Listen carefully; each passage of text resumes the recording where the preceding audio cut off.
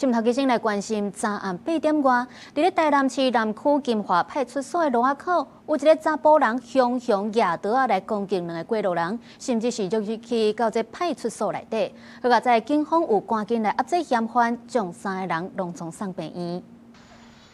一个查甫人徛伫斑马线，凶举刀出来攻击过路人，规站的过程拢去监视器翕落来。嫌犯举刀一路劫，甚至佫撞入去派出所，最后去互警察饲伫涂骹。一对互不认识的男女在本市金华路上走斑马线时，遭到一名在附近主体养生馆上班的男子持上班用的竹燎刀，先划伤男子的腹部，再划伤女子的背部。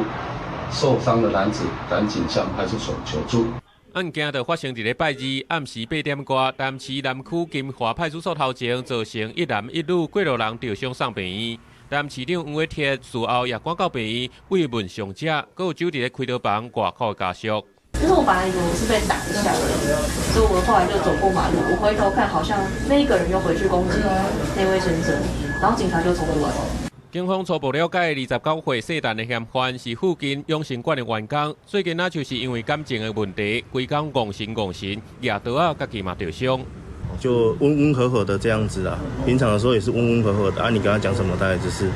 回答这样子，他也不会说很激进这样子，也没有攻击倾向。代志就发生伫咧派出所头前，警察第一时间冲出来压制嫌犯，才无造成严重的后果。嫌犯的犯案动机详细搁来调查。记者综合报道。